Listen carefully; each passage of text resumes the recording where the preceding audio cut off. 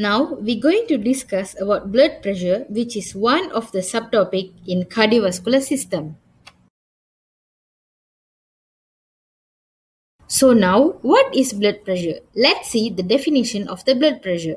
Blood pressure is defined as the lateral pressure exerted by flowing blood on the walls of the arteries. Types of blood pressure. There we have three types of blood pressure. The first one is arterial blood pressure, the second one is pulmonary artery blood pressure, and the last one is central venous pressure. Systolic pressure. Systolic pressure is the top number which measures the force of your heart exerts on the walls of your arteries each time it beats. The normal range of systolic pressure is 100 to 140 millimeter of mercury. Diastolic pressure. Diastolic pressure is the below number which is minimum pressure exerted by the blood on the artery wall when the ventricles relax. The normal range for the diastolic pressure is 60 to 90 millimeter of mercury. To get a clear picture of how actually it works, I come out with a diagram. So from this diagram, we can say that diastolic pressure occurs when the ventricle relax and systolic pressure occurs when the ventricles contract.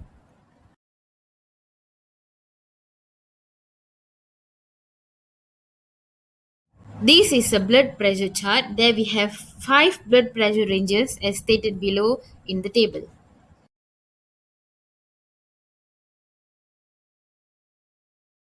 Let's see the problems of blood pressure. The first one is high BP, which is known as hypertension, and the second one is low BP, which is known as hypotension.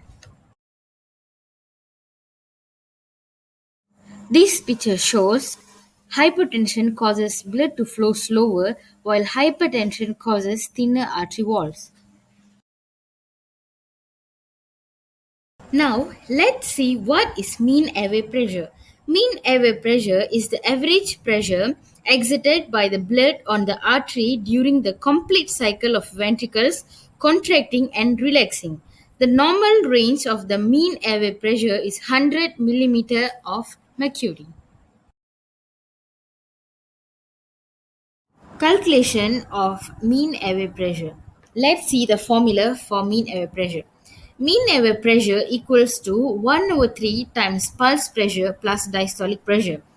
Pulse pressure can be calculated by pulse pressure is equals to systolic pressure minus diastolic pressure. Factors that affect blood pressure. There we have four factors that affect blood pressure.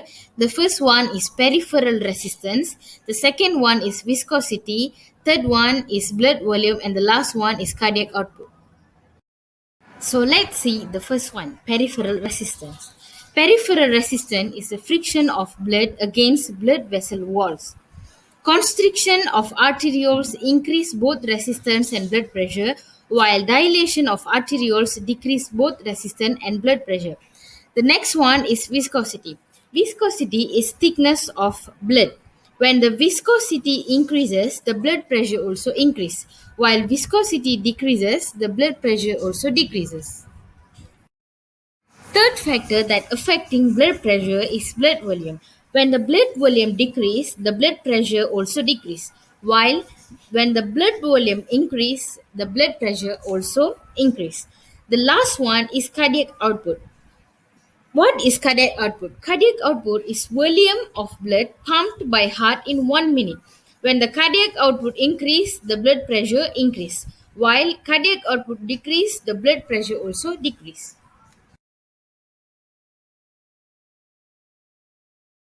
Let's continue with the electrical conducting system of the heart.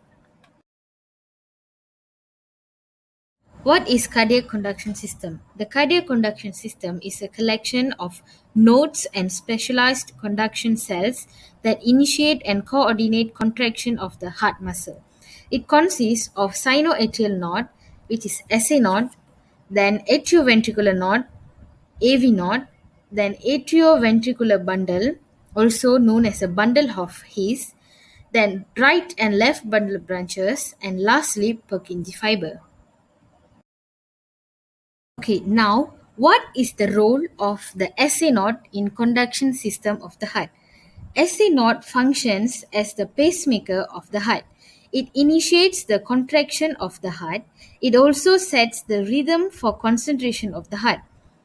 Then it produces action potential at the faster rate than other area of the heart. Following that, the action potential of the SA node act as a stimulus to adjacent areas of the heart.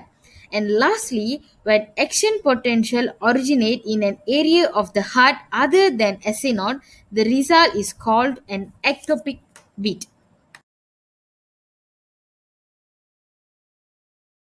To get a clear picture of how actually electric conduct in our heart, I come out with the animated diagram which shows how it happens.